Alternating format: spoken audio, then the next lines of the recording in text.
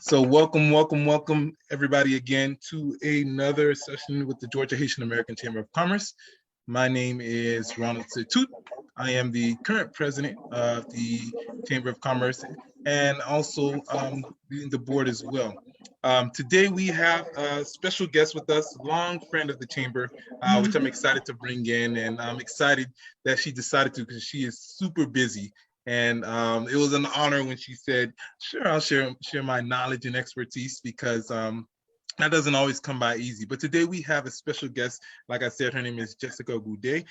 She is a consultant and entrepreneur. I won't go into spilling everything about you because I want you to introduce yourself. But we'll be talking about a topic today that I think a lot of people take for granted. And sometimes we wait till it's a little late to do it. But it's literally how to create a business strategy. And sometimes I think this is even the foundation when we're getting started with a lot of things. So before we get started, Jessica, go ahead and introduce yourself to the reintroduce yourself to the world because they already know you, right? Yes, sure. Good evening. My name is Jessica Gourdet. I am a business consultant and entrepreneur. I spend a lot of my time consulting marketing strategy and finance for small businesses. I also own a few businesses. There are 5, of which 3 are operating right now and 2 are on the way to launch before the end of the year. So a little bit about me. I went to Spelman College where I got my bachelor's degree in psychology. Yes. And I also, I went to Duke University, Fuqua School of Business, where I got my master's of management. And from there, that's when I launched my consulting career. Aside from consulting, I'm really passionate about Haiti and education. So you may see me doing work for my nonprofit where I help high school students go to school and support their school financially in exchange for them attending a business program that I put on at the end of every school year to help foster a sense of entrepreneurship and help them launch careers after they graduate. That's something I'm very passionate about. So I also own a Haitian restaurant that's in New Jersey, and you might see me managing, you might see me among the Haitian music industry. I manage a band that you might have heard of called Zengling. So that's really where I spend a lot of my time, among those 3 entities. And so tonight I'm here to have a conversation, right, about business strategy and see if I can, some of our audience members can get something that can help jumpstart a strategy for their business. I'm sure they will. And, you make me feel good again today because sometimes I feel like maybe I'm doing the most when I'm juggling a couple of things. And maybe that comes with being an entrepreneur. You just naturally are, right. Have your hands in a few pots at least, just a few. So excited about that. And it's very exciting to hear that you're also in different industries as well, because I imagine that that skill set that you have with learning how to have a business strategy or putting one together allows you to move around in different industries, right? Would you say? Absolutely. Because strategy is not significant to just one type of industry. It's in everything that we do in everyday routine. So essentially, yes, if you have the discipline and the motivation, you can apply strategy to any industry. Nice. So what exactly is a business strategy? Let's start there. Because it sounds, simple when I think about it. I hear strategy. I'm like, okay, let's create a strategy. And then when you sit down, you're like, okay, what does that look like? What is a strategy anyway? Is it just being strategic? But I don't even think most people know how to start, even when it comes to that conversation. So what is a strategy, a business strategy? Well, essentially, it's not even as difficult as you may think. A strategy is the game plan. It's the method that you go about in achieving the purpose or the goal of your entity. It's strategic in the sense that you have to consider a few factors. You look at all of your surroundings, the environment, and you put together somewhat of a circuit, an assembly line, or just an overall game plan, like a map, if you would say, of how you can achieve the goal and the mission of your business. Okay, that makes a lot of sense. Yeah. And so I imagine with that definition, that can be applied to not just necessarily a business, but even nonprofits. It can be applied to a project, right? I'm assuming. Essentially, it's literally anything that has a purpose or a goal, and you want to reach that. That's essentially what a strategy is. It's just in business, strategy is a lot more important because it determines profit, it determines revenue. So, Gotcha. Okay, and so my next question was going to be lead to what is it supposed to do, but it's supposed to help, of course, reach the objective, your ultimate goal of what you want to do, right? So absolutely, yes. Go ahead. Essentially, well, a good strategy should maximize the potential to reach your goals. Strategy, obviously, you can reach your goals, but it may not be in the best route. It may take longer, it may cost more, it may have more negative outcomes, but a good strategy would maximize that potential. Gotcha. So everybody needs a strategy then. It doesn't matter if you are a startup, it doesn't matter if you've been in business for 20 years, right? Or, the strategy is always going to be maybe like the foundation or the starting of anything you do, right? Am I thinking along the right lines? I would say yes, it is. What's important is to understand the importance of the strategy and how it has to evolve over time. So a startup may start with one form of strategy, and then as things change, cost, supply chain, the environment, the economy, marketing, the demographic, there's so many factors. You have to remember that strategy must evolve with it as well. Gotcha. So with that, when you look at in your career, because I know you've been doing consulting for a little while, right? What are some of the pitfalls that you've seen companies, or in general, what are some of the pitfalls that you see when someone is not executing a strategy or maybe not following something that's been put in place for them? What can people expect? Sure. So pitfalls, that's a very great question, because I've seen so many successful businesses, and then I've seen many that have unfortunately not been successful, have failed, have had to close their doors, or just kind of had to give up altogether and never reopen. One pitfall I would say is when there is resistance to the need to make changes or evolve. I say this as we look at the generations, as we look at how many businesses have emerged, how technology has developed, there may be a way that once upon a time, this is the best way to run a business and that strategy worked. But as factors start to change, you have to reconsider and re-strategize. The owners, the entrepreneurs, some of them may be in the older generation, they typically don't want to evolve. It's kind of like, this is what I'm set in stone and used to, and it worked back then, it worked in 1980, it'll still work now. That's usually one pitfall, when it's just like, okay, you might want to consider if you really want to keep this business thriving, because it's not going to work. Another pitfall would be essentially when you're evaluating your strategy. When I see strategies that don't match the purpose,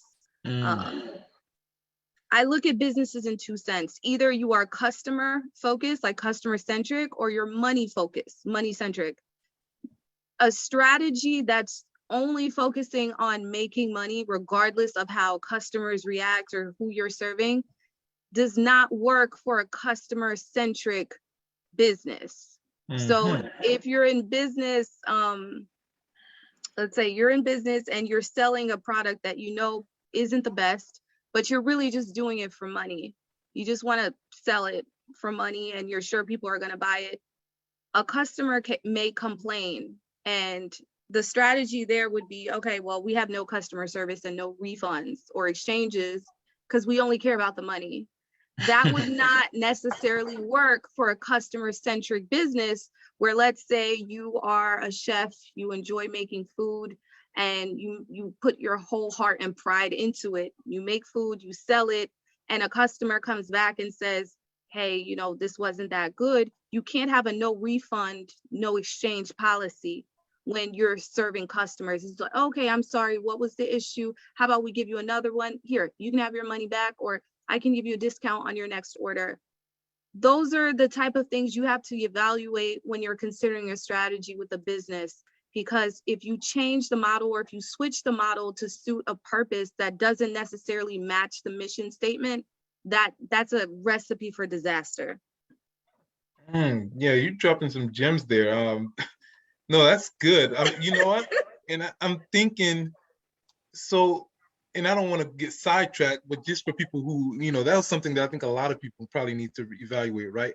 How do you even know, or, you know, for an entrepreneur who's starting a business, right? Someone starting a business, how would they gauge whether they're using, they should be focusing on profit or being more customer centric, right? Because I've been to some restaurants where it seemed they were mainly about the profit, and the food was like, yeah, or the service kind of sucked. And in my mind, I'm like, I don't see this thing open for a long time because I'm coming here to eat, you know, eat good food.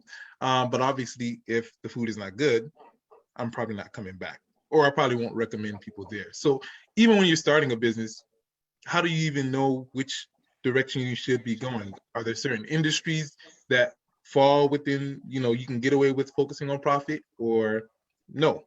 Is it just up to the person or the team? Sure.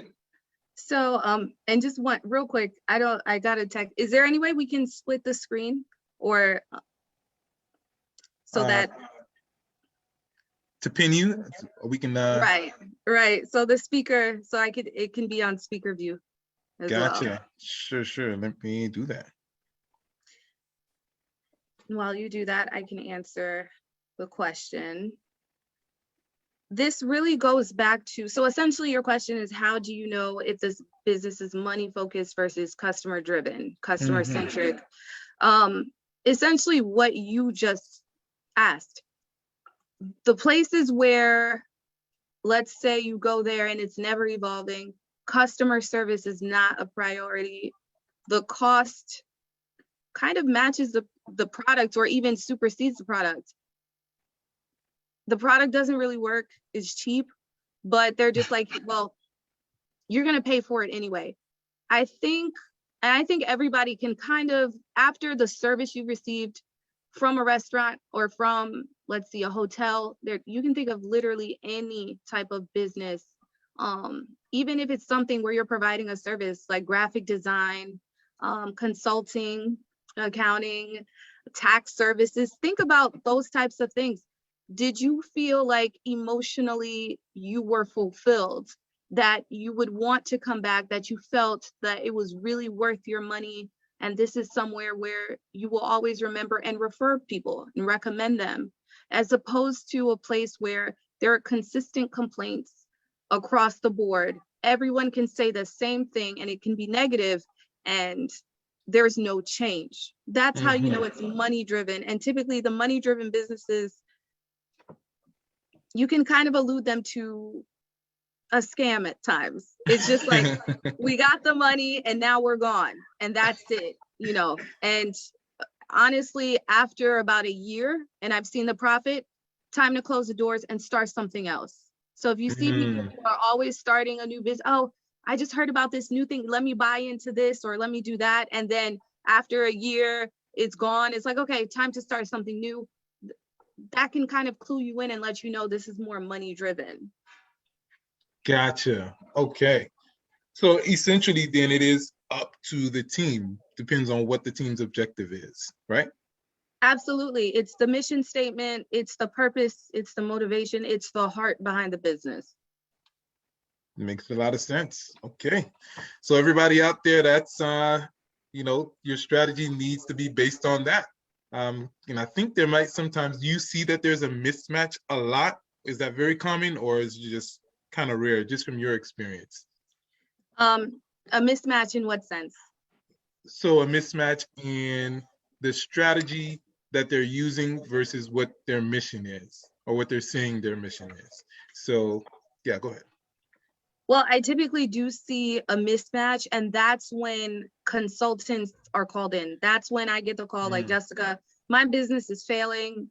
And then when I look at their plan, I do a business audit, and I'm like, well, if your goal was to provide fresh, tasty meals, but your customers are saying it doesn't taste fresh, or your operations are suggesting that this produce isn't fresh, or you're not using these quality ingredients, there's a mismatch there. And that's why, you're not seeing the profit that you want to see, or you're not retaining customers, essentially. So, yes. Makes a lot of sense. So when they call you, they're like, Jessica, my business isn't working. I don't know what to do. What does that look like when they say, well, how do you actually create a business strategy? What is the foundation for that? Are we starting there and what the mission is and building up from there? Absolutely. So one way that I would like to think of this is essentially in a way that everyone can kind of understand. A business strategy, or a strategy in a sense, is kind of like your morning routine, right? Everyone has a purpose for their morning routine. It can be, I want to wake up and have energy. I want to have more time at home, or I want to have time to get work done. I want to spend time with my children, or I need to get them ready for school. Whatever the purpose of your morning routine is, you tailor everything around it so that you can achieve those goals. You think of the purpose, and I can give you an example.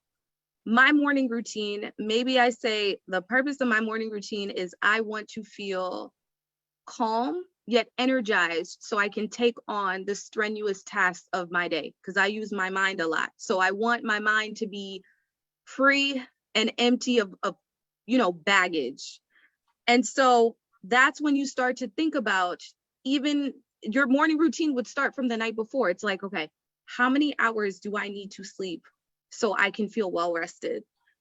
Do I like the alarm clock I have? That's when you start to get into details. What time do I have to wake up? I like to work out in the morning. So does it mean I'm waking up at 5 a.m. or am I waking up at 7? If my first meeting is at 9 a.m.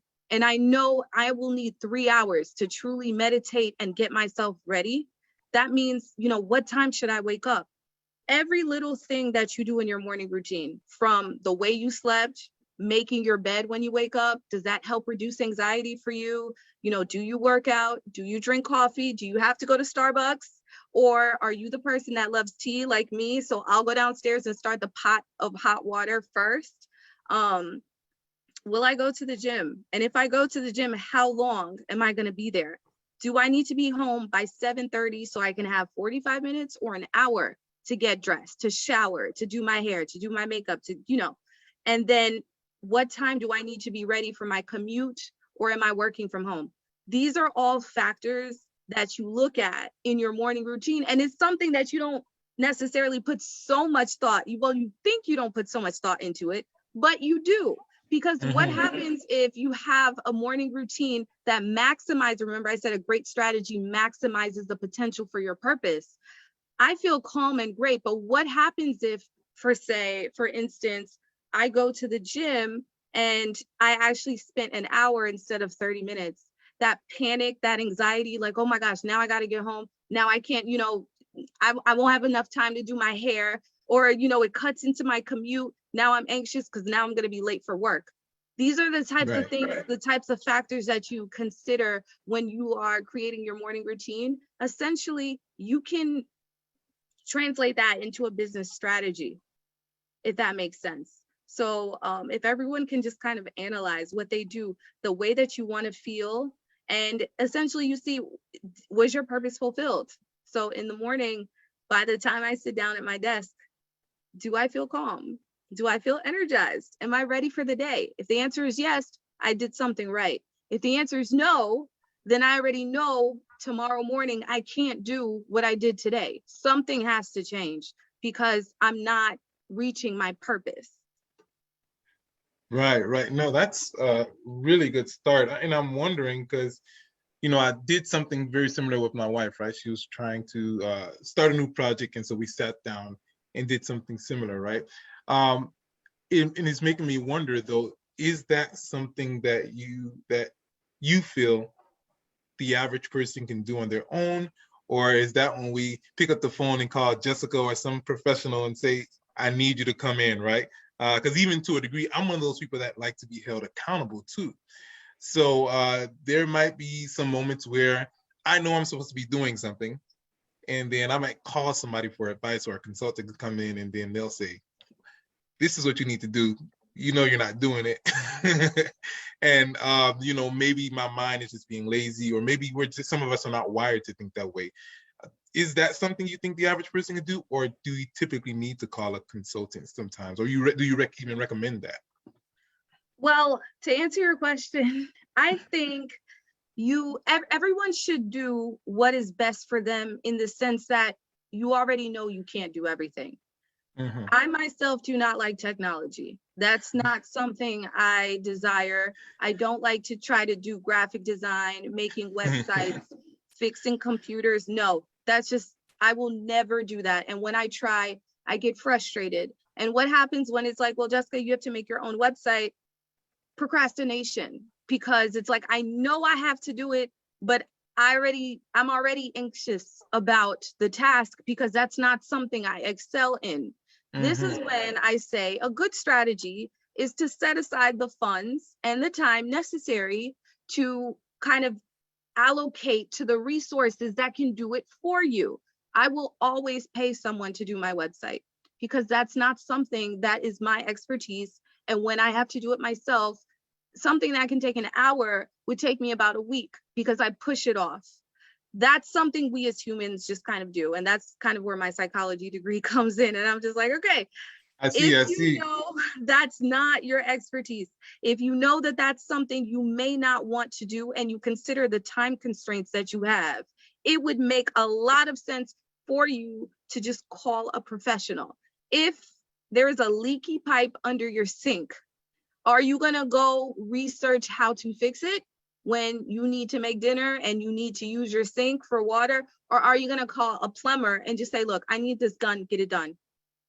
That's the same thing. And we both know that the type of professional, or the type of person, or the method that you go about in resolving the problem is the foundation for everything to grow upon. So if I go try to fix my leaky sink by myself, and I think, voila, I've done it, took me about 2-3 days, but I did it, in a week or so, that same pipe can burst. And now I have a bigger problem, because the foundation wasn't set. We can use many analogies, but I think you get what I'm trying to say. If you want something more robust, if you want something that you can kind of have confidence that it's something you can build off of, why not go to a professional who has spent so much time, many years, and a lot of money on education, so that they can be the best in that field? I would suggest that you go to a professional, because you cannot do everything. And the things that you try to do that you don't want to do cause anxiety and cause you to procrastinate from doing it. So yes, seek a professional, or if you have about a year or so, try to do it yourself. Yeah. Some of us are crazy enough to do it, so be careful when you say that. You say crazy, I say ambitious. That's ambitious.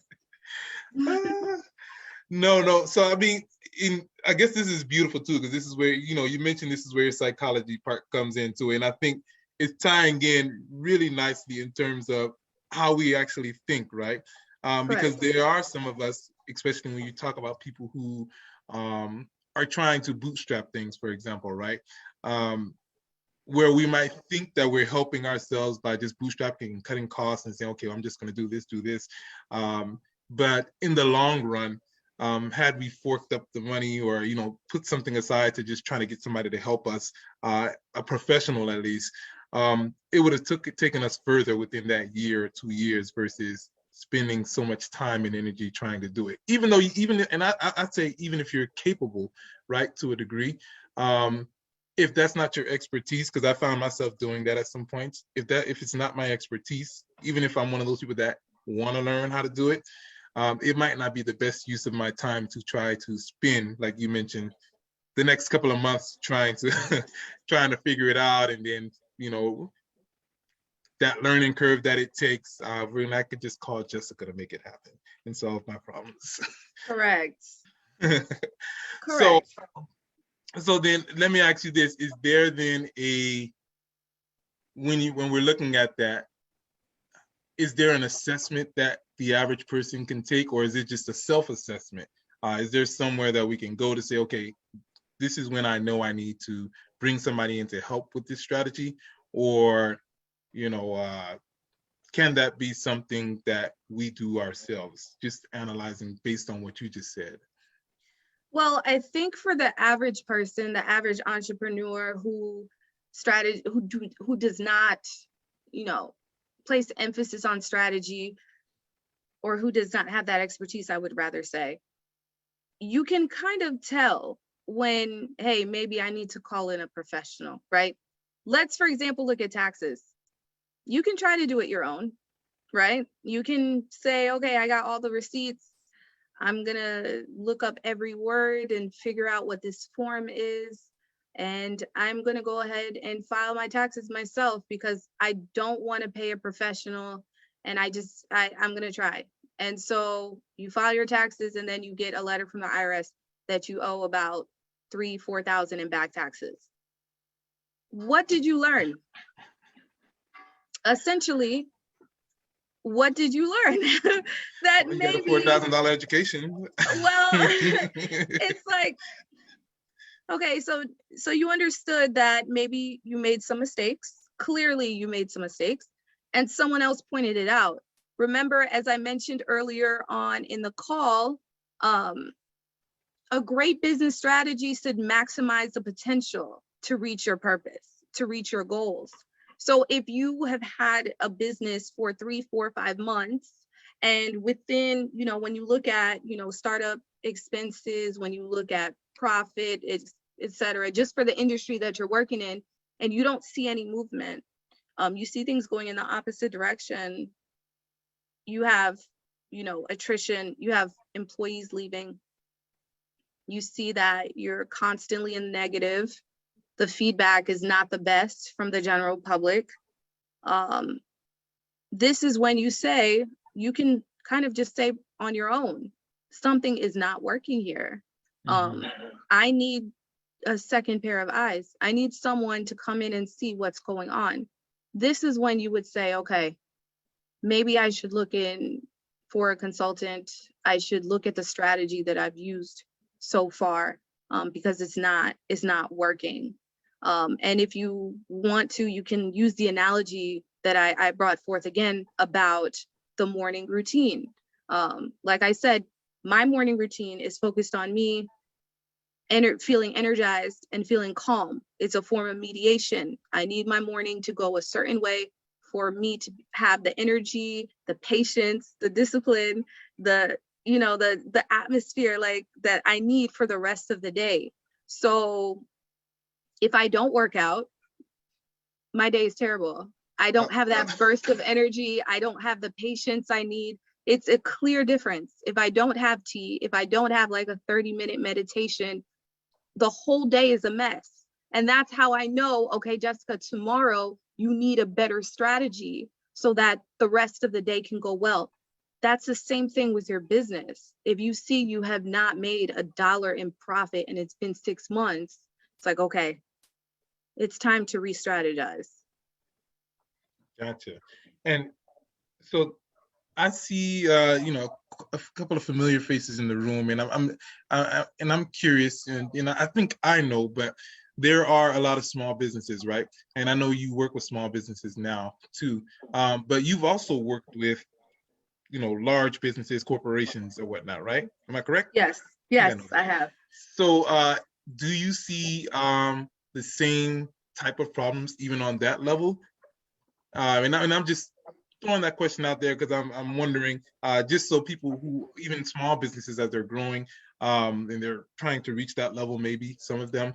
Is that something that happens at that level as well, when you're talking about like a Fortune 500 company or 1,000? Absolutely. Yes. And the difference is, the reason why they become Fortune 500 is because they continually re-strategize. When you head to corporate offices, you will see that they've allocated in their budget a resource for consulting for strategy. They're not afraid to take the time out to ask for help, to ask for advice, to ask to outsource other people to do some of the things that they need to do. I can give you guys a couple examples. Let me see. One that Disney. I love Disney.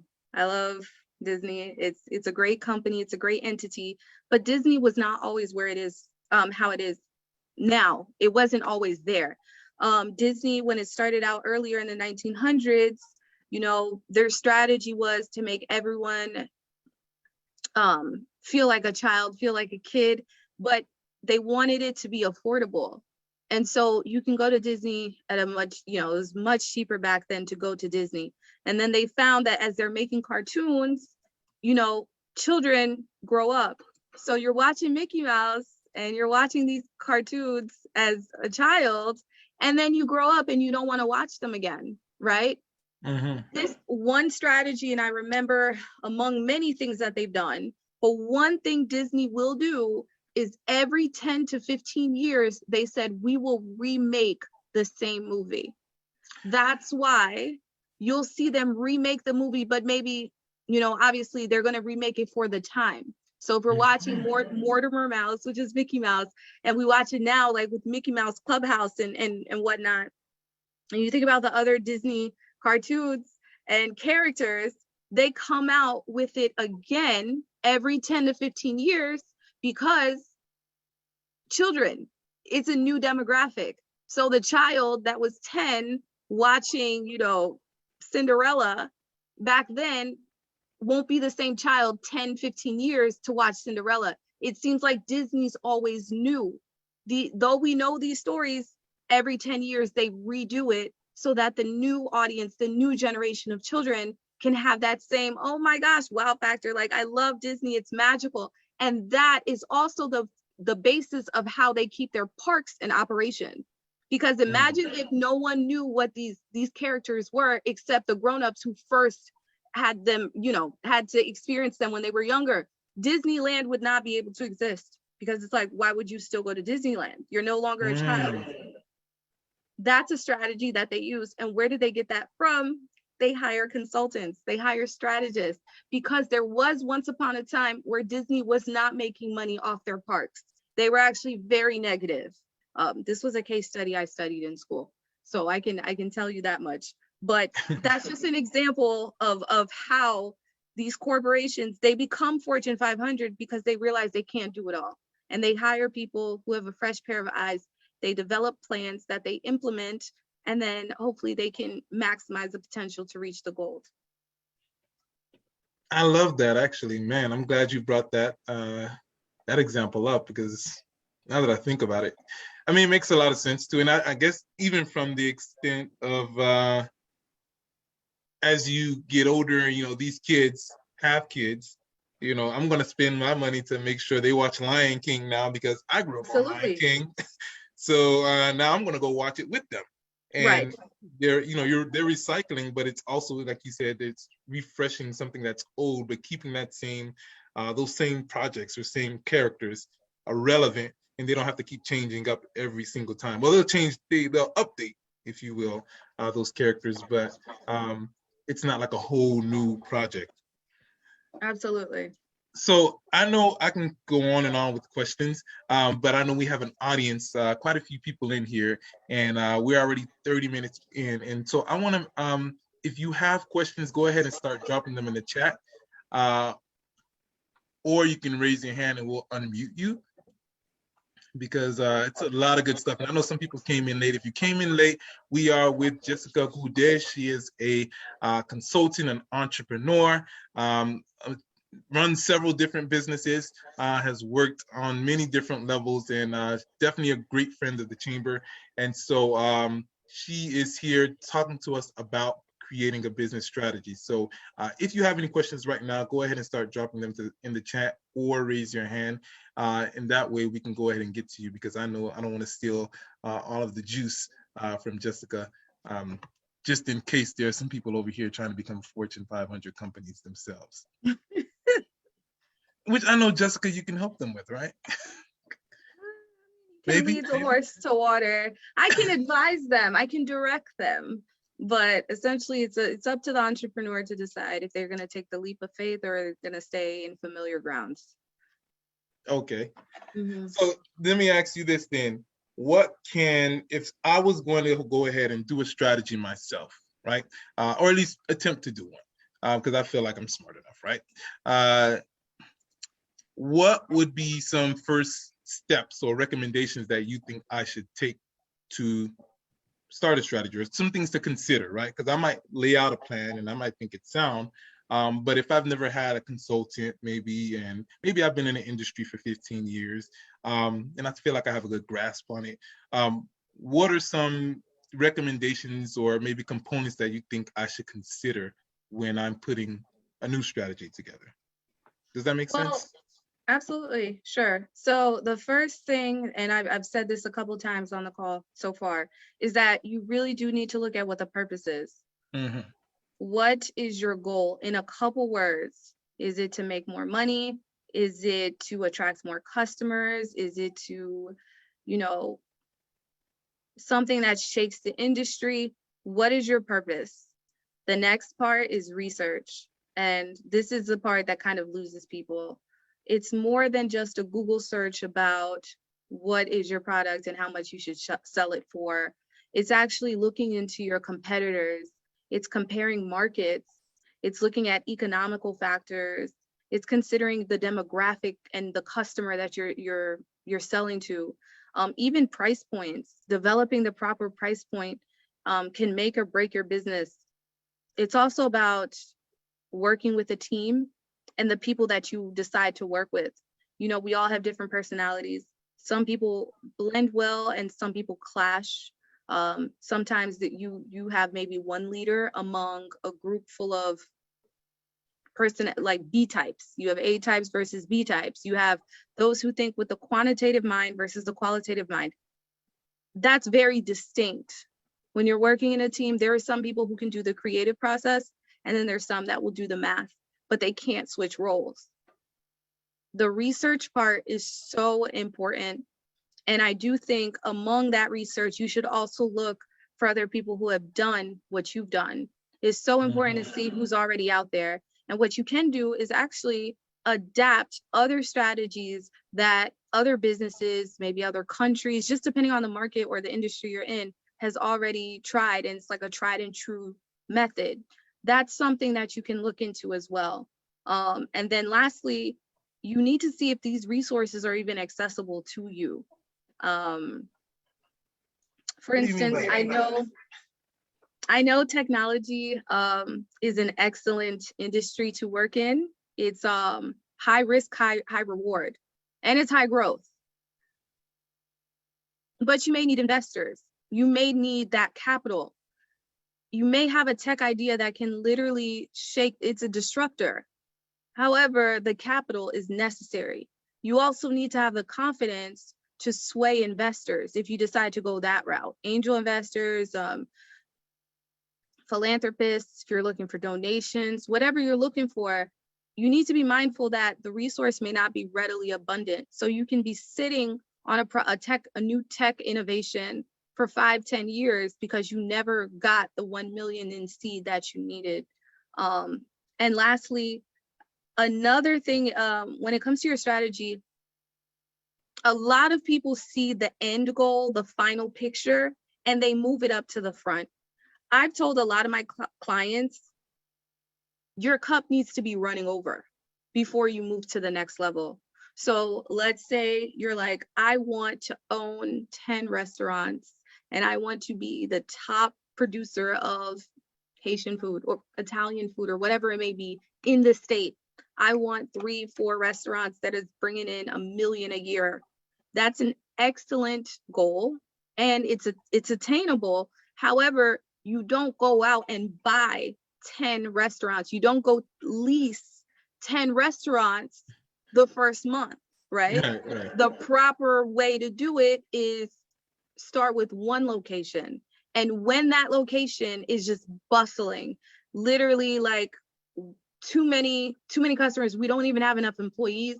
We're making so much money every day that we can actually invest in another restaurant, and the investment in another restaurant across town would help us because it would bring the load off of this one. That's when you open the second restaurant, and then the chain keeps on growing to the point that you reach 10, and it may be 10 in 10, 20 years. A lot of people, when they form a strategy, they're like, I see the end goal, and they use all their resources up front to kind of get to that end goal before they even took the first step. So those are the things that you need to consider when you start to make your business strategy on your own. Okay, thanks for that. Yeah. Somebody asked a question which is kind of related to what I was going to ask next, but Josephine says, well, actually a comment and a question. So, hello all, put the right team together to ensure that you reach your goals faster and better. That might have been from some of the things that you said earlier. But Josephine also said, can a mom and pop, I'm assuming shop, afford you? As you know, the money is tight, yet you need money to make money. So can a mom and pop afford you? Yes. The answer is yes. I've had mom and pops reach out to me. My rates are a little different for startups. Consultants also work on, sometimes they're result driven. So I've had, contracts where it's like, I will work for you 3 months, you make a deposit, and then after we change the strategy and we see this profit coming through, you can pay the rest off. Sometimes they're like, I'll take a percentage of the profit, not the revenue, but of the profit. You can pay through sales. There's many ways consultants typically work with their clients. The real thing is mom and pop have to have faith that it's gonna work out. That's when it's like, okay, that's really the issue sometimes. Okay, so it sounds like there's also, to a degree, there needs to be fit between the consultant and the business, right? Correct. Okay, so when it comes to that, when it comes to even choosing a consultant, are there, and I don't really know how to call it. I'm not calling anybody out, but what are some things we need to be aware of who's a qualified business consultant, and who are some people that might have red flags or might not be able to help us out? Might be wet behind the ears, not that we don't want to give people a chance, but what are some things that we need to make sure that we have somebody that's gonna really help us out and not just guessing the whole time? We understand there might be some guesswork there, but we don't want the whole thing to be guesswork from the get-go. I hope that makes sense. That does make sense. That's an excellent question. And how do I answer that in the best way? Trying to be politically correct, be a right. Well, first and foremost, a good consultant asks questions. They ask a lot of questions. It can get incessant, it can get annoying, but we need to see the whole picture. A good consultant understands business is not just black and white. We analyze the gray areas. So I would say if someone kind of rushed through the project, I've never worked with someone and we were done in maybe a week. It'll take a few weeks if you're doing it correctly. I would be mindful of people who just kind of never keep their commitment. It's important to say, I will do research for you for a few hours and let's set a call this week, rather than, where's my consultant? I haven't heard from her or him in a couple days. I didn't hear anything. They should be available to answer questions. because this is a very sensitive, it's sensitive in the sense that it's your business. This is something you put your heart, your money, your resources towards. I'd also be mindful of those who are not as patient.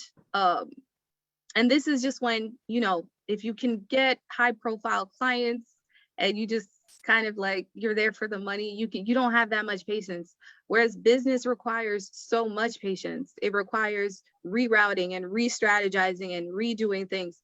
I've had to explain a fairly simple concept in maybe 3-4 ways in 2-3 languages sometimes, because it's like you have to understand the lens that the client sees it in. And I say this in the sense of, I have Haitian clients, I have Haitian businesses, and I have business that deals with Haitian customers.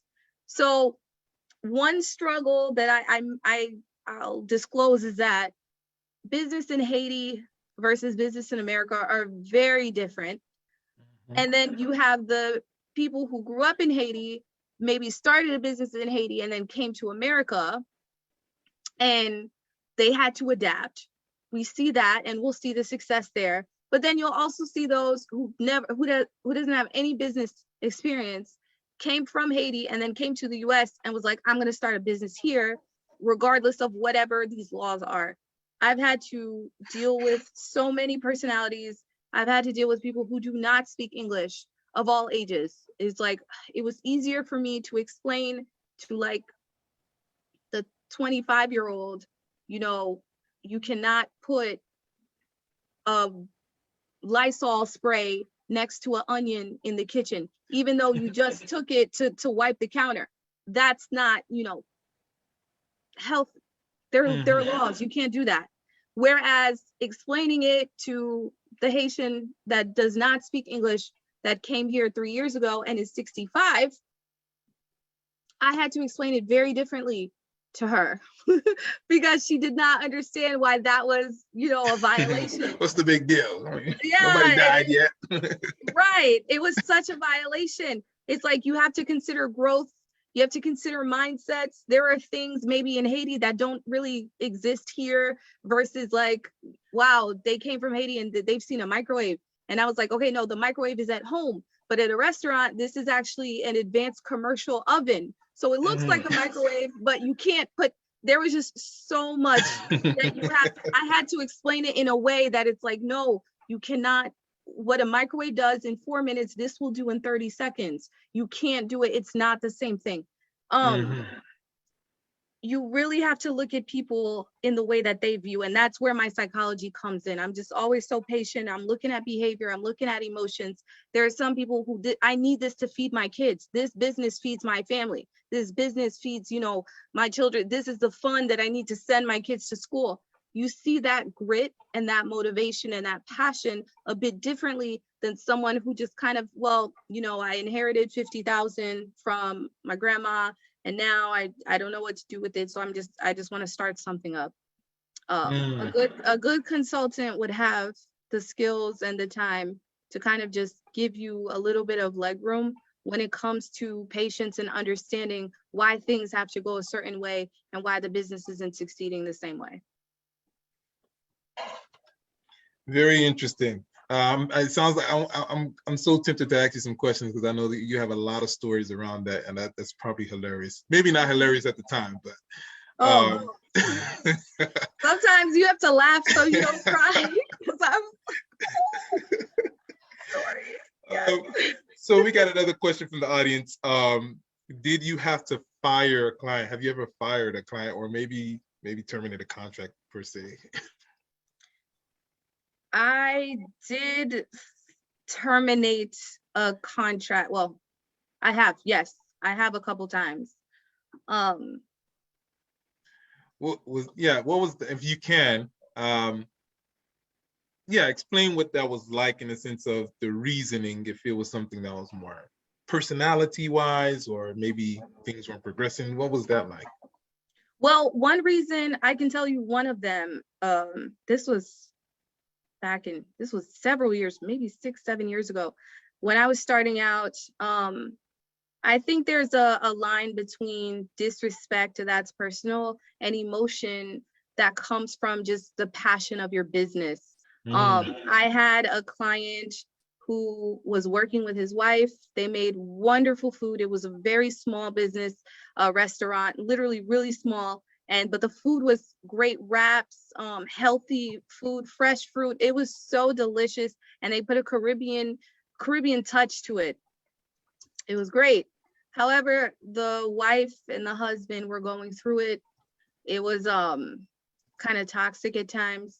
It would leak on to the way that they were always very friendly with customers. But when I stood back and observed, I did my audit, I was like, guys, you kind of can't curse each other out. You can't get upset. You can't get angry. Anyway, their marital problems was starting to affect their responsiveness towards me.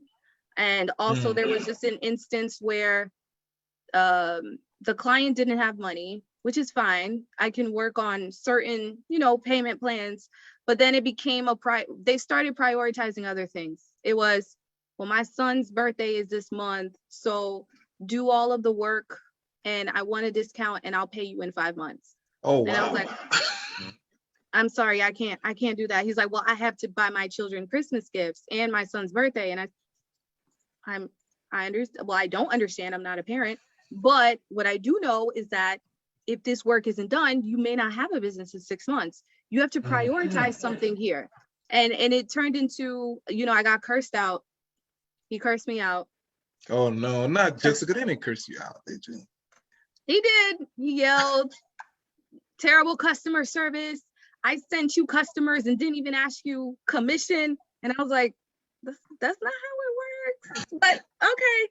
But when I saw his unwillingness to do what needed to be done for the business, when I saw that he was just angry, he wasn't getting it his way, that's personal and that's disrespectful. You don't curse me out because you want me to allow you to buy gifts for your son and then perform the work that I was going to do was like for $3,000 worth of work. And this was not dollars, this was hours. This was going to take another 6 weeks to get this done. And that's when I said, sir, what I did was I completed what I had already had started. And then after that, I did not work with that client anymore. He ended up having to close his business. His wife started another one on her own, and he had to move locations and try to start over. So this is, and maybe this is not what the case was, but it sounds like and I want to point this out because for anybody here that's looking to hire a consultant, you might have to make this very clear. It kind of sounds like he was treating you maybe like an employee to a degree, like you need to go do this, and I'm going to go take a break while you handle everything. Make sure everything is good, manager, right? That's the vibe I was getting from that story. Right. Well, it's also the directive of personalities. Like I said, every entrepreneur has the passion behind their business. His personality was very much controlling. He would micromanage. And that was something I pointed out because when I do this audit, I speak with the owner, but I also take the employees aside and I go, hey, so, how do you feel working here? What are the side? And I could just observe that he micromanaged. He wanted to be in charge. Even when the cashier was interacting with a customer and making food, he was taking over the conversation from the side. That was something I had to say, look, what's the reason for this? Do you not trust your employees? And essentially, he became frustrated with his personal life and took that out on me. And that was just part of his personality, which is okay, but you won't be successful in that way. And so when I realized that we were not going to make any more progress, it was time for me to go. Okay. Well, look, next time that happens, the chamber, we got your back. So, we'll come and I'm not promoting any kind of violence or anything like that, but we'll come have a conversation and make sure everybody's treating you correctly. That's right. We don't like that. We don't like that. So my last question, Jessica, is, this is actually going back to my last question regarding the topic is when you were talking about having a client or hiring, I'm sorry, the client hiring a business consultant, we're looking for good business consultants. Do you think a red flag, because for me, this is a red flag, but is it a red flag, and maybe I'm wrong, if a consultant comes in and they're actually just coming in and telling you everything that you need to do versus asking questions? Because I see that a lot sometimes where some people will come in and, you know how you said consultants, they should be asking a lot of questions. That's a good thing, right? And it probably should get annoying. But if a consultant comes in, looks around, you know, kind of maybe gets an overview of your business based on what you sent them, if they come back and just tell you everything that you need to do without diving any deeper after about, I don't know, a few days or a week or even coming to site visits, is that a red flag? I would say that is a red flag because consultants, well, a good one, should be listening more than they speak in the beginning. You should be listening a lot. You're observing behavior, you're observing operations, you're analyzing strategy, you're considering marketing, you're looking at how employees are reacting, you're analyzing financial statements, if there even is a financial statement. Those are things where you don't necessarily need to tell someone what to do. Consultants don't tell you what to do right away. It takes time for them to gather all the information, and then after they've done their research and analysis, then they kind of tell you, okay, this is what's going on. So you listen first, you analyze, and then you produce a solution and you propose that. I would say that is a red flag if they're talking more than listening. Okay, so you all heard it.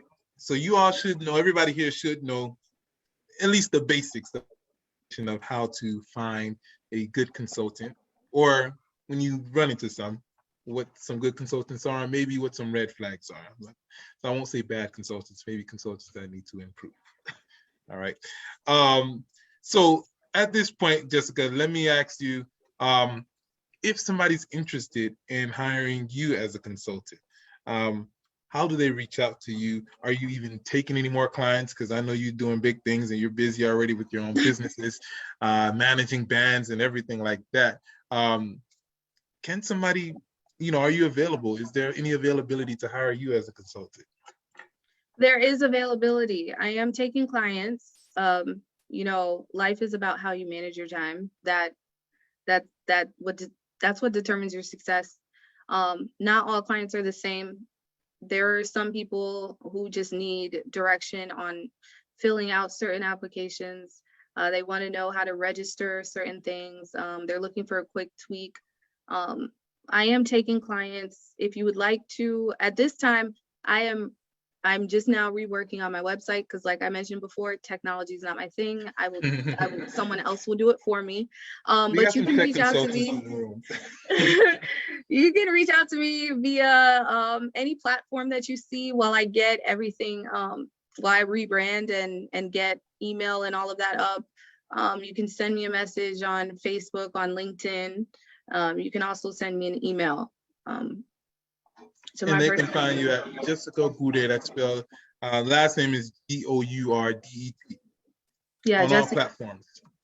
Jessica.Gourdet, yeah, at Okay. gmail.com. Or you can send me a message on platform. Yeah, on any of the social media platforms. Okay. Junie said, I have a great website, guy, if you're interested. Oh, look at that. So Sure. you out there and somebody got something for you. That'd be great, yes. All right, so all social media platforms. And I just dropped email, I think I did it right, in the chat. So anybody who is interested or have any questions for Jessica, you all can find her there. So last question, what do you want everybody here to walk away with as they leave this webinar, as they're going about their day? If they had to make a decision tonight about what's going on or what you just mentioned, what advice would you give them to take away today or tonight? Well, the advice that I really want everyone to kind of take from themselves is that walk away with knowing that you don't know everything. Business owners, when this is your first business, the best way to learn is to make mistakes. that's when you see, okay, this does not work out for me. But if you see it's always mistakes and you are not reaching your goal, it's okay to kind of just admit, look, this may not be something I'm good at. You may be an excellent chef, but you may not be good at marketing. You know, you may not be good at managing employees, and that's okay. This is when it just be honest with yourself and seek the resource that you need so that your life can be easier. While you focus on your craft and what you are good at, you can extend the resources to someone else, you know, from someone else, to ensure that your entire business can remain, you know, efficient or maximizing its potential to reach its goal. And lastly, another thing that was just so important is discouragement sometimes and procrastination comes from the anxiety of realizing that this is a task that I may not want to do or may not be able to do. Okay. So the thing that you're sitting there and you're just like, oh my gosh, it's taken a long time. I know I have to register this business, but it's been 3-4 weeks. It may be because you're just like, I don't know how to register the business and it's causing anxiety. I'm pushing it off. I don't want to do it. Reach out to someone who can do it for you. Just remember, anxiety can kind of push you away from your goals. Ask someone to help develop a strategy for you. Get a fresh pair of eyes so that someone can see something that you may not see. And lastly, just try not to be as resistant to evolution when it comes to re-strategizing. It's kind of like us as adults. Would you still wear the clothing that you wore as a child because they were comfortable and it's something familiar? As a child, those overalls made sense. The size, you know, the size made sense for you at that time. But as you grew older, you had to get new clothes because you grew bigger, you changed, right? That's the same thing with your business. Your business, you're gonna have to re-strategize. Be open to adapting to that mindset. I love it. I love it. Man, you're dropping so many gems, Jessica. I want to keep going, but I know we're at the time limit. So, Jessica, thank you again. Thank everybody for coming out again. And I encourage you. I really encourage you. I think those are some great words for us to take away. I want you to really listen to what Jessica mentioned. And if you need to replay it, we're going to have a replay. But make sure you do. I know I'm going to watch it again. And that's because there are some things we really need to consider when we're creating a business strategy for ourselves. It's not something, as Jessica mentioned, that, you know, it's a one-time deal when you're just starting your business. But in the example that she gave earlier today, Disney, for example, always re-strategizing, always hiring different consultants to come in to help them re-strategize what they're doing, their brand, their mission, and helping them continue what their mission is. So I encourage you to highly consider a consultant if you feel like you need one. And maybe just can they just send you a quick email if they needed to just find out if this is even something to consider, or do you want them to sit down first and figure that out? No, I actually prefer that you present it to me first so that we can talk, because it may be that I'm not the person to help you. It may be that you need, you know, an accountant. It may be, so I typically, this is when I just kind of do the little consultation. I'm just like, talk to me about it. And from there, I can tell you what it is that you need. And I did see in the chat, someone, I believe Junie Akadu, probably, says she had a question. Wait. Oh yeah, she did. Junie Akadu. She says, my passion is to help first-time home buyer. What if the capital for the project is available? Isn't. Sorry, I meant isn't. Oh, there we go. Thanks for coming off. Sorry. What if the capital for the project is not available? In what sense? In a sense that I don't have enough capital to realize the project. I mean, I know there are assistance available out there, like grants, etc. But I mean, how can I rephrase this question? What advice should you give for those who want grant or who are in need of capital? If you're in need of capital, well, it really does depend on a few factors. It can depend on your business credit. It could depend on your credit history. It depends on if there are investors or grants available for what you're looking for. It can also be that you might need to start off using minimal resources that require capital to see that later on you can realize something with the capital that you got from the services. Just from helping first-time home buyers, that's not exactly clear on, what does help mean? So it could be if you want to teach them about how to buy a home, that's something that you may need less capital for, but you can find a strategy where maybe you can charge, or you can find capital from clients and then use that to start a new project. It just really depends on what you mean by help. What I mean by help is, because we know, as you know, right now the market's really tight. I mean, it's brutal for buyers, let alone for first-time home buyers, and even worse for minorities and low-income families. So it's extremely brutal. So my desire is to, like yesterday, I called a client has a low price range. So I finally found something for her. However, it's an investor that owns the property, and he owns two property at one. He wants to sell both property at the same time, and my clients can't afford it. So this is where I wish I had enough to purchase the property and turn around and put it in market, put it to my brokerage, and then giving me the ability to sell it separately. You with me so far? Yes. Yeah. So the numbers are there.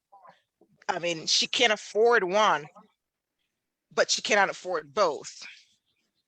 And this is where I wish I can come in and be able to afford both and have one available for her. Does that make sense? It does make sense. It makes sense up there. So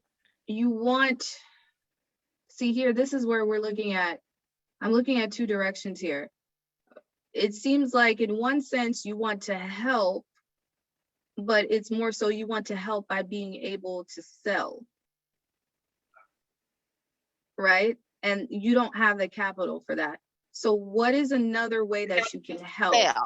Not to sell, the ability to retrieve or to retrieve the homes that are available for them, okay? But they can't afford either the what's the words I'm looking for? I'm sorry, it's been a long day. Totally froze. They can't afford to purchase the house. Yeah. To purchase two houses, both homes. That particular sale is two home, but there are some houses they can afford, but it's too of a bad shape that will require them to do certain fixing or arrangement in order to qualify for the program they are pre-approved for, if that makes sense. Maybe we can talk on a one-on-one. Yeah. What I wanted you to realize though, when I say is essentially when I say you are selling, essentially your solution to her problem. So her problem is, the family's problem is they want to purchase a home and they have a certain amount that they can spend, they can put towards this home. The markets are very difficult. I know, because my brother just bought a home and it took them about 5-6 months and they didn't even get the big home they want. They got whatever they could because they really just wanted a home. Your solution at this time is you found two properties that must be bought together, of which they can only afford one. And your solution, your mindset is essentially, I want to help them by being able to buy both, and then I can sell it to them, right? Yes, have it available with my brokerage for them to purchase. And then of course I would have to change the agreement and etc. But bottom line, they will accomplish their dream of owning a home. Does that make sense? That does make sense. I Mhm. want you to see though that you've kind of taken on their problem and created an obstacle for yourself because you don't have the capital to purchase both homes, right? Neither do they. So the route of trying to get capital to purchase both homes for your brokerage so that you can sell it to them, so it's available to them at a price that's affordable, it does help them in a sense, but it creates a hindrance for yourself because you don't have that readily Gotcha. available. And so that's why I'm like, essentially what you're doing is you're becoming the seller when you are here to help them buy, correct? So you can't become the seller if your job is to help them buy a home. Does that Yeah, make but sense? that makes sense. But there will I mean in the real estate there are other strategies. There are other type of relationship with the buyer that can be done. So I guess my focus is, I guess what my heart is giving them the ability to own their home. That's where my heart is. So well, I guess that's pretty much why I'm here. To kind of get that strategy or having the clear strategy in mind. I have strategies, but I want to increase that and see and re-strategize my my business plan or whatever, in what sense to accomplish my dream. Mhm. This is where you go back to your purpose. If your purpose is to help them buy a home, no matter what, consider other properties. And I know you mentioned the market is horrendous, but the purpose is to help them buy a home. The strategy you're going about now is kind of like taking on the burden in some sense to then help them buy. There's other, I would encourage you to explore other ways where it does not become a burden for you, but you can also still do your job. And when I say burden, it's in the sense of you don't have the capital either. If it was maybe like if you could afford these two homes, that's fine. I'd say go for it. But, and if you had the resources either, if your brokerage was like, okay, well, we can just buy it. That's actually nothing for us. We can fork a check, we can make a wire, whatever it is. But you don't want to create another obstacle or difficulty for yourself when you're trying to help someone else, that it's kind of like you're taking on the burden for them. And though the intent is sincere, because I can tell you really care, you really want them to have a home, consider how much more time it would take to find an investor or find the capital, get approved for it, have it come, and then you purchase these two properties from this investor versus spending maybe a couple more hours a day looking in different neighborhoods for something that they can afford and that you can still kind of help them buy. I want you to consider both of those alternatives. And if you were just like, I am willing to go the extra mile and I really want to buy these properties so they can have it, it's possible, but it will take longer. It'll be a bit more strenuous and it could be a bit more frustrating.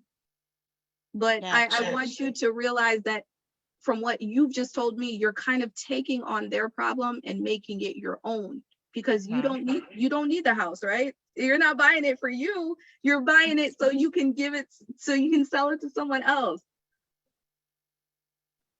Gotcha. Makes sense. Mm-hmm.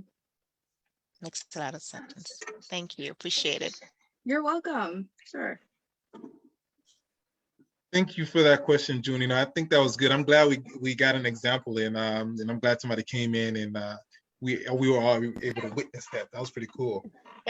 So Junie, thank you for that. Jessica, thank you for doing that as well. You all just literally got like some free, consulting in a whole bunch of gyms literally right now. So I don't know how much that's I worth guess you and how can much say. See, How Junie? much sure I owe you, Jessica Gourdet? Oui, it's on the house. Pas de problem, no? It's on the house. Haha. Real estate joke. Just kidding. That was But almost funny. That was almost funny. it's in the So, house. Okay, pas de problem too. Pas de problem. and Junie, I'd like to talk to you too a little bit more too. I definitely, we can connect you with some folks as well. I know there's quite a few real estate people who can probably help you with a couple of solutions and strategies as well in that space. Okay, that sounds Uh, good.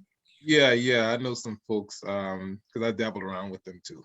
Yeah, um, okay. Yeah, because so they are so neglected. They are neglected. The minorities, the low income families, they mhm, are so neglected because they don't have enough to purchase large houses, and most realtors are just concentrated on big bucks, and that's what mhm, brings more commissions, of course. yeah. And they don't want to take the time to dig into government assistance, etc., available for them.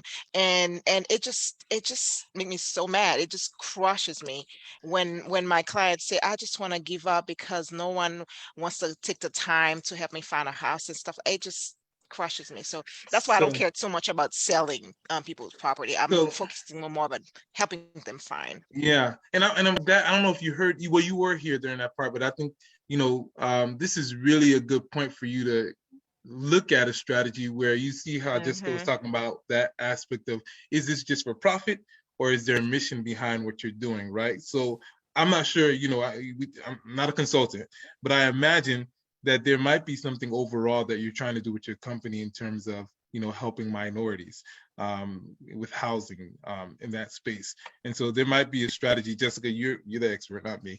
There might be something there that needs to be straightened out to make sure there's something sustainable for her business so she Hmm. can actually carry out that mission versus Right. trying to work like a for-profit, realtor or investment company, if that makes sense. Hmm.